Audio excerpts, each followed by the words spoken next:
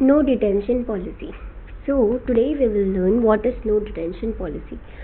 तो ये no detention policy जो है वो राइट टू एजुकेशन एक्ट 2009 के तहत लाया गया था. It is a ground breaking concept in Indian education. तो ये जो है वो ग्राउंड ब्रेकिंग कॉन्सेप्ट है इंडियन एजुकेशन में, बिकॉज ये जो पॉलिसी है वो बहुत इम्पॉर्टेंट पॉलिसी था और बहुत चीज़ों को इफ़ेक्ट करने वाला था ये policy.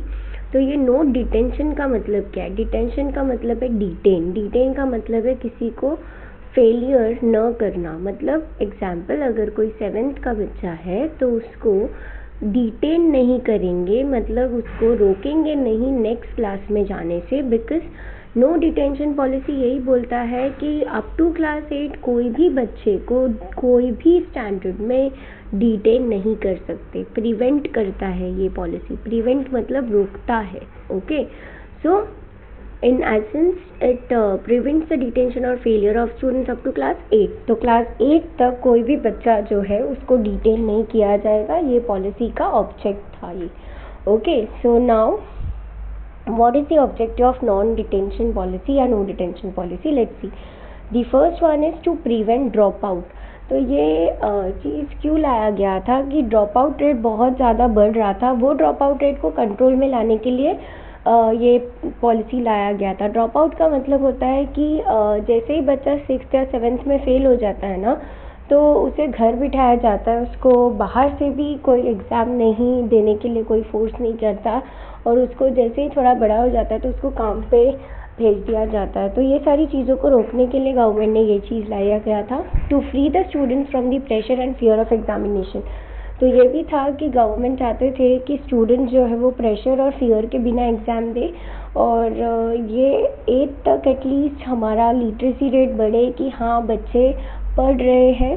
To provide stress free learning environment. ये भी एक ऑब्जेक्ट था कि स्ट्रेस फ्री रहे बच्चे और बच्चों के ऊपर ज़्यादा फोर्स नहीं आए और ज़्यादा प्रेशर नहीं आए. To achieve the goal of universalisation of education.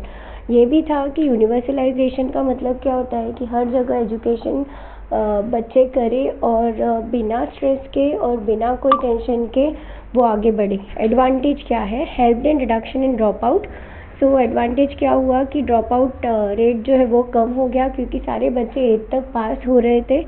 Continuous comprehensive evaluation helps to improve teaching and learning.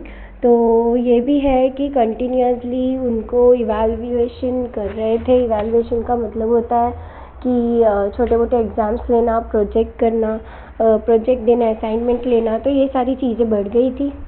अभी डिसएडवांटेज क्या है?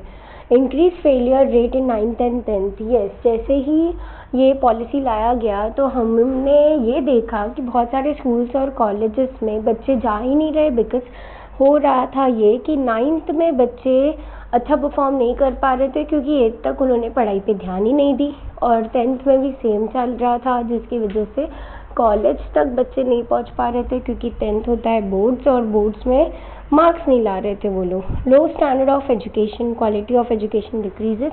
स्टैंडर्ड ऑफ एजुकेशन डिक्रीज़ हो गया बिकॉज बच्चों को पता था कि हम पढ़े या ना पढ़े हम पास होने वाले.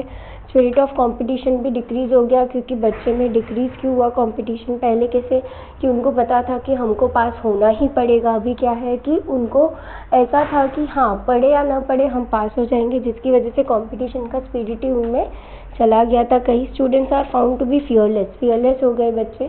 फियरलेस मतलब कुछ डर ही नहीं था उनको कि हमको मेहनत करना है, पास होना है, क्योंकि उनको पता था कि हम पास होने वाले.